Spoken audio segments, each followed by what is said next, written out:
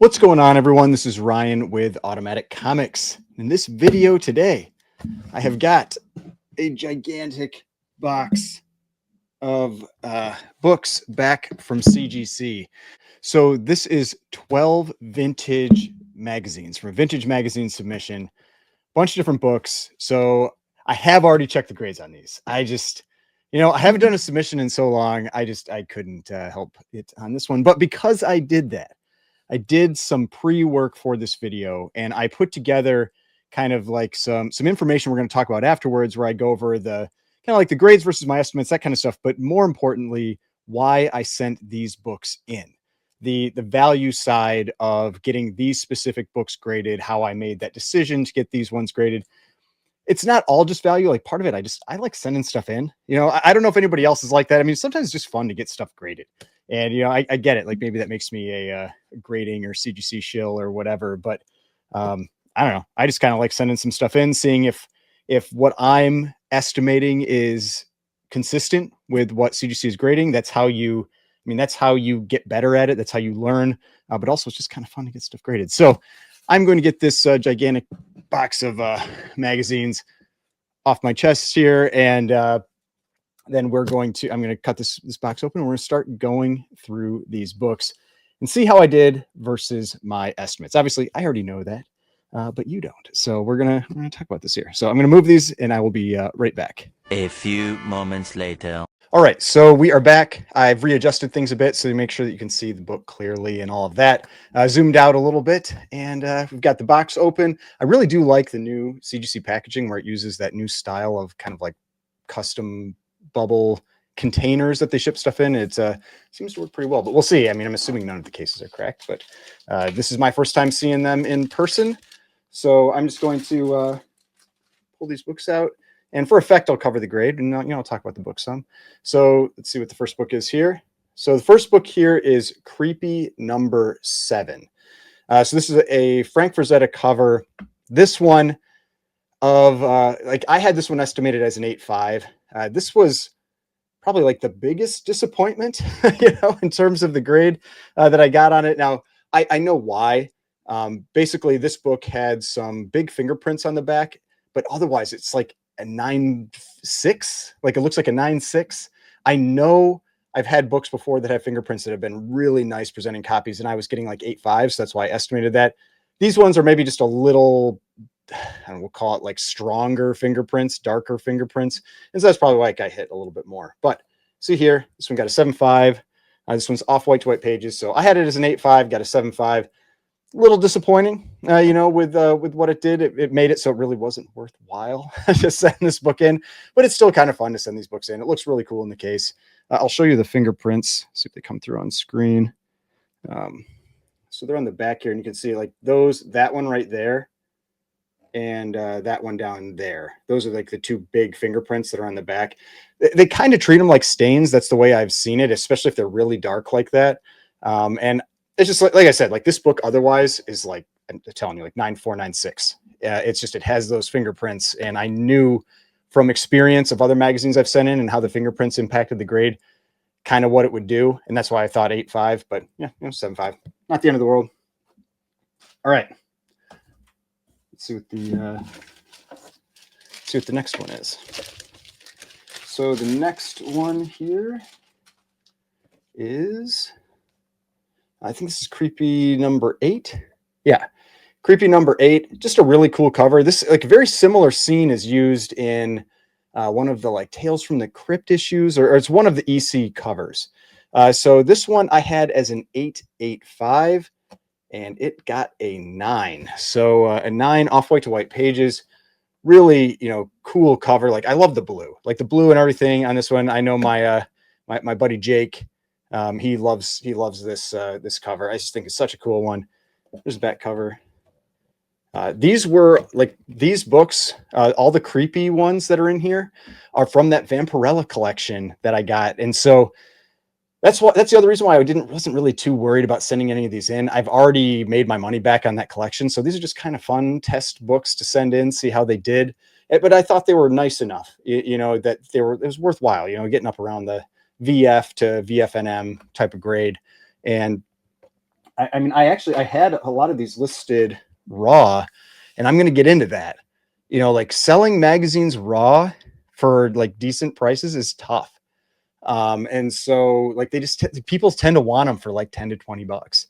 And so, you know, that's why it's like a lot of times magazines, especially if they're nice, you just kind of have to get them graded if you're trying to get the, you know, the maximum value out of the book.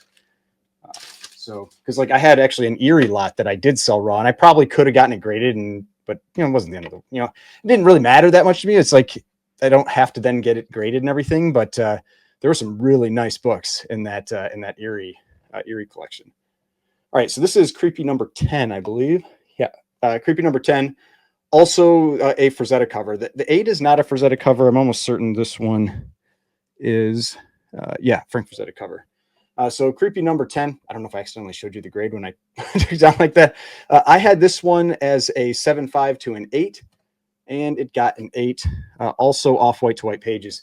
Very similar to the Vampirellas. The Vampirellas page quality was incredible. They were all generally off-white to white or white page books.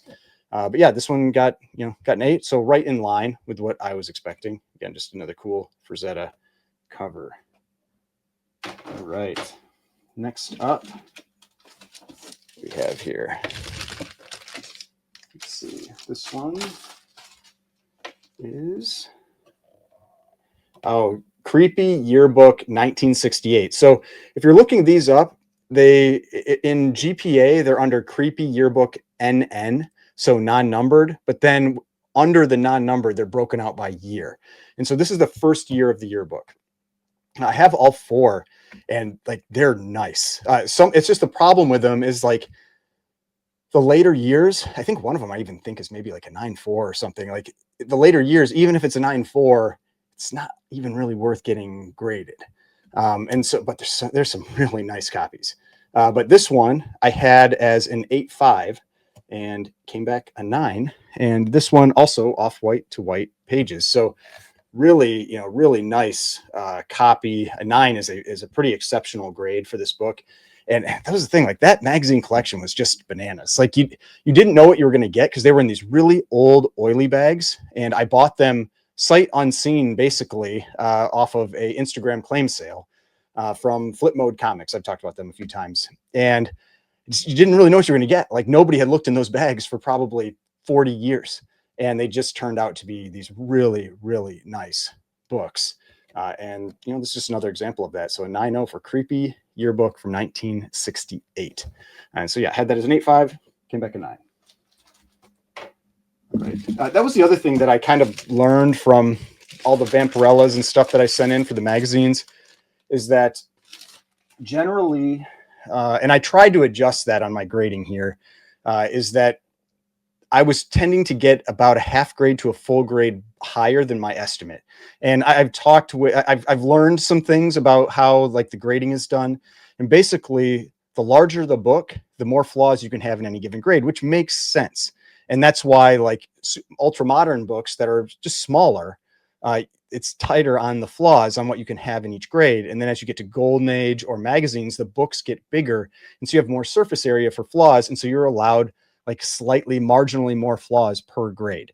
And so that's just kind of how that works out. Cause it's like, you think about it in the extremes, if something was this big and it had a spine tick versus something that's this big, you know, and has a spine tick, then they're not really the same volume of flaws in terms of the total volume of the book. And so it makes sense when you kind of look at it like that. But let's see what this one is. Oh, okay. All right. So this is Mad number 24. This was part of a separate collection, but I also bought them from Flip Mode Comics. There was a collection of Mad magazine, a whole bunch of them. And there were 2. Well, actually there was another one that I was going to get graded, but somebody else picked it up for me raw and he ended up getting it graded. But there were 2 others that I wanted to get graded from this collection. And this is one of them. It's Mad number 24. I had this one as a 5.5 to a 6, and it came back a 6.5. This one was creamed off white pages. So this was a different collection. Like the page quality wasn't quite as nice as like the Vampirellas and all that. And they weren't nearly the condition. But still at a 6.5 for Mad 24, this one was worth sending in. And this is actually the first issue where it's like the magazine size, I believe. I think that's what that all designates. Let's see here. Yeah, first magazine size issue. So Mad 24, first magazine size issue, 6.5, had it as a 5.5 to a 6. And so that means the next one might be the other Mad. They're generally in order, but we'll see. Nope, it is not. So this is creepy number 4. Yeah. So creepy number 4, I think this is a Frazetta. Yeah, this is also a Frank Frazetta cover. Really cool werewolf cover. This is one of my favorite covers from the creepy run. I had this one as an 8 to an 8.5, and I got an 8. So that's what I was talking about earlier, is that I've kind of adjusted my grading on magazines where, like, I used to grade them the way I would grade a comic, like counting the flaws in terms of a comic. And so instead what I do is I grade them like I would grade a comic, and then I tend to bump it up about a half or a full grade. And then that's kind of how I'm approaching it now. And I feel like I'm getting a little more in line with what I would then get from CGC. And so this one I had as an 8 to an 8.5 and got an 8. Yeah, just cool Frazetta werewolf cover. I think that's all the creepies now. So then the next book here. Oh, so there was one more Vampirella I decided to send in. So, that I sent in a bunch of them. Like, there were a bunch of really, really nice copies. And the highest grade I got a few 9.6s. One of them ended up being the second highest graded copy that's out there. It was for the Vampirella annual, I think annual number 1. And so that ended up being actually the biggest book in the collection. I wasn't even expecting it. And so it's just like, there were some really nice books. This was the biggest surprise of this submission. And this is why you get your books pressed and clean before you get them graded most of the time. There are exceptions where, it's not worthwhile, but I sent all of these to my presser. His name is The Comic Book Presser. That's who I sent them to. And there was a bend crease thing down in this corner down here that I didn't think could come out. And it clearly did. So I had this as a 7. 9.2. So that was pretty cool. So, I mean, this is what I was talking about with these Vampirellas. Like, they're so nice. That collection was so nice. And I mean, like the lowest grade, I think, was the 1, and I think it got a 7 or a 7.5 or something like that. But so many 9.0 plus copies in that collection. And it was like effectively issues 1 through like 42. I think it was maybe missing 1 issue. But yeah, 9.2 Vampirella number 4. This is not a Frazetta cover, even though it has kind of that feel. He did a number of those earlier issues, but he didn't do this one. But yeah, this one was a very, very nice surprise. It's kind of like the lighting I have in here. I have this like ring light thing, so I can't see things super clear. But yeah, I had thought that because there's something down here that I didn't think could come out, and did his magic. Worked on the book, got it out, got a 9.2. So yeah, I'm very pleased with that. It's not a huge value change, but it's still it's a nice jump in the book. It goes from about a $100 book to like a $225 book. And so just, yeah, a nice adjustment for that book. All right, let's keep going here. Yeah, that was the one like big surprise for me in this submission. And like I said, that is why you send your books in to get pressed and cleaned first. I don't use CGC. I use a third-party presser always.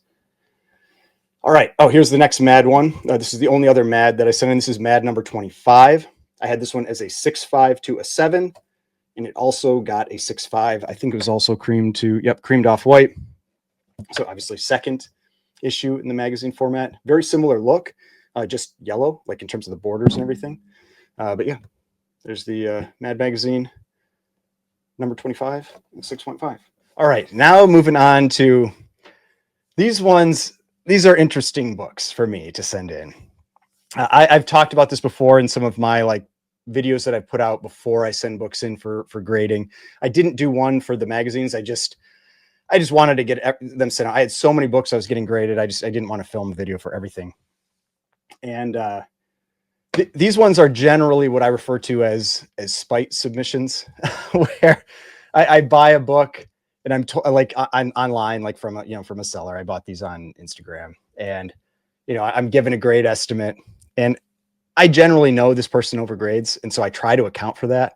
But it doesn't always work out that way. And so I sometimes I just like to send them in, see, to make sure that I'm not being unfair in my estimate of what the book is going to do.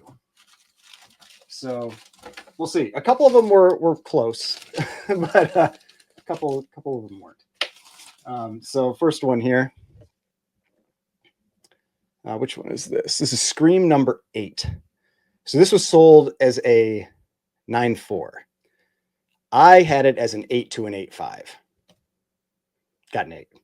So, it's like sometimes, like, I mean, to me, it's like if the cost isn't that much, I'll take the gamble. Like sometimes I know the books that I've gotten from this seller, like they end up, it's kind of like throwing darts, they end up being like accurate, but more often than not, they're not. So if the price is okay, I'll take the gamble. But I don't know. Sometimes I just like to take a gamble on it. It's just like all the other gambling degeneracy that goes on with cards and comics and all that. And, grading is the one where sometimes I just like to take that gamble on a book that I buy. But yeah, they had it as a 9.4. I had it as an 8 to an 8.5, came back an 8. Still a really cool, cover. It's 1974 from this Skywald Publications. Cool, like kind of like Bronze Age magazine horror. And yeah, 8.0. All right. Next one here. So this one is Scream number 9. So he had this as a 9.2. I had it as a 9.2. 8.5. So, I mean, I can't really blame him for that one. He overgraded it, but I also overgraded it. I can't remember what the issue. I looked at the grader's notes. I can't remember what it was. I think they said there was like some type of like stacking bend, but like I was going to look at it close because like, I mean, generally like after pressing, that stuff is all gone. But I can't remember if it was like a thick foxing or fingerprint or something they said that I don't remember, but regardless, 8.5. This one was a bit of a disappointment. Like a 9.2 down to an 8.5. I know, especially when I was like pretty much like right on with everything else. That one, surprised me a little bit, but yeah, can't win them all. All right, then the next one here.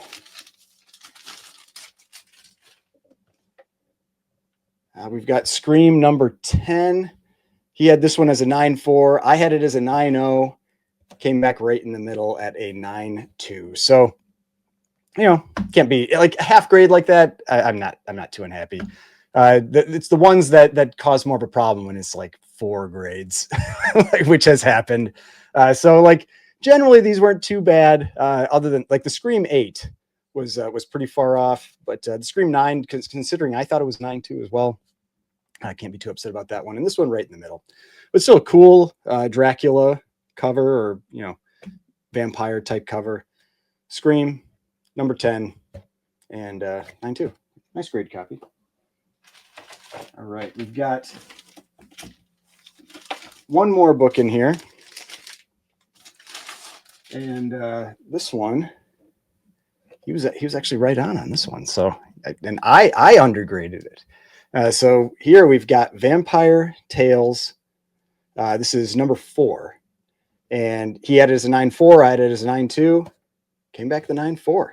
So this one actually a very exceptional copy of Vampire Tales, number 4. So overall, like this time, wasn't too bad.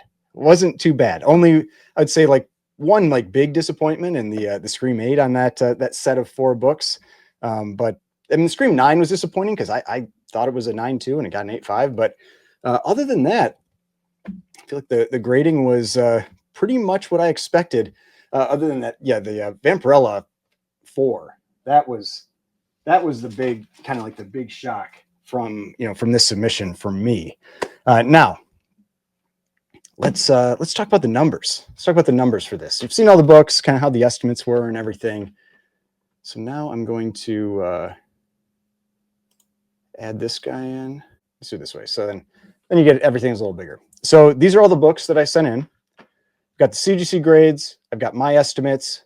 If there was a seller estimate, then I have here my cost.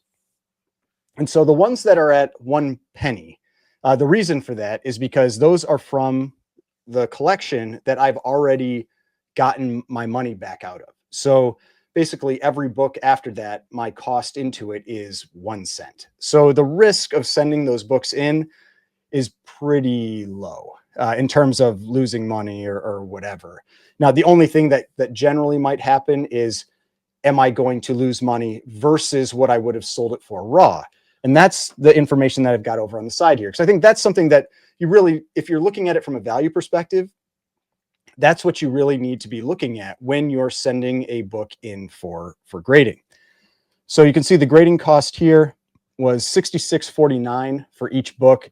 That's when you take into account the pressing cost, or like the pressing and cleaning, as well as the grading. When I actually break that down further, the pressing was $28.72 per book, and the grading was $37.77 per book. And that includes all the shipping and everything. So, the shipping back to me, the shipping to CGC, all that kind of stuff. So that's the full cost for the grading. So then I have the total cost as that grading and pressing cost plus the base cost of the book. And so then we get our total cost. Then I've got the graded price. So I went and priced all of these out, using GPA, and they could maybe go a little bit higher. They could maybe go a little bit lower, but this is approximately what I think it can sell for. And generally this is what I'm pretty sure I can get. So it's possible I could do even better on some of these. But generally this is what I think I could get for those books graded. Then I've got the graded price minus the total cost. Then I have the raw price. And this is where you're doing that comparison with what you could sell this item for, this book for, raw versus graded. But then you also need to take into account all of your grading costs. So that's worked into this. Then we've got the raw price minus the cost here. All right, so now let's get into how do I know if these books are worthwhile to send in or not, based on that decision that I made. So with that, we look at the graded price and I subtract the total cost. And that gives me kind of like what my return is on each one of those books. Then I look at the raw price, what I think I could get for that book raw. And for these ones, basically I went onto eBay, I went into the product research tool and I looked up each of these books, like what they've been selling for, like raw, over the last year, and kind of picked out a rough average for that. And so this is about what I feel I could get for each one of these raw. And then I subtract the cost, and then I have, what my return would be for each of those. Then you compare this column, raw minus cost, to this column, graded minus cost. And if the graded minus cost is higher, it was financially beneficial to send that item in to be graded. And you can see there were 3 that weren't. And 2 of them were really right on the fence, like the creepy 8 and the creepy 10. It's like $1.50 and $6 basically.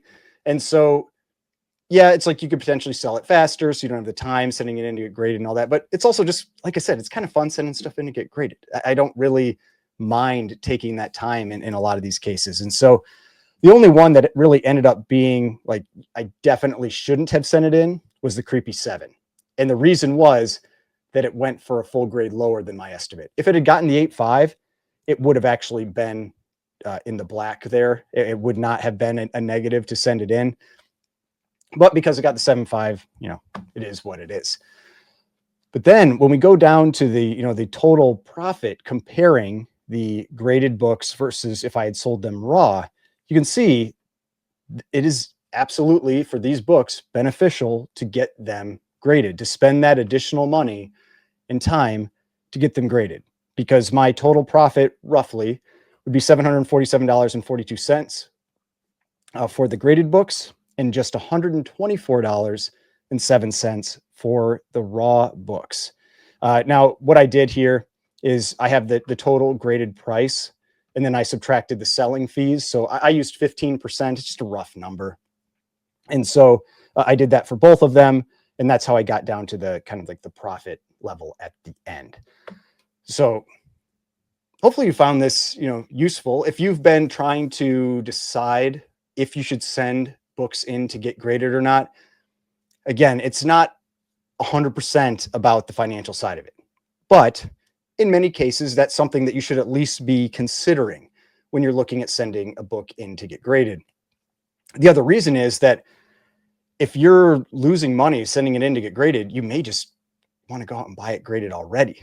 Like that's where the benefit could come in, is like, just buy the book already graded. Don't bother, sending it in to get graded. The value proposition just isn't there. Yeah, I thought this was interesting. Hopefully you enjoyed this. You can see here that, maybe I paid too much for these, like the Scream 8, 9, and 10, because like you can see that if I tried to sell them raw, I would have just lost money right off the bat. But at least getting them graded, I'm still going to lose money after the fees, but I'm going to lose less money. And so that's one of the things you can also look into. It's not necessarily that you're going to profit. It's that, are you going to lose less by getting the book graded? So just some interesting, little parts of this to think about if you're, considering sending books in for grading and all of that. But hopefully you enjoyed this video, saw some cool books, got an idea why I, sent these ones in, and kind of the things that I looked at in terms of that, like for me getting these books pressed and cleaned and graded, and the costs and all that go into it. I've got a modern submission that's also coming back within about a day or so. So I plan to do a similar video for that one as well. That's just 7 books, and it's mostly books from the collection that I picked up with Aaron or Double A Comics. But hopefully you enjoyed this. If you did, please hit that like button, subscribe button, notification bell, and I will see you on the next one.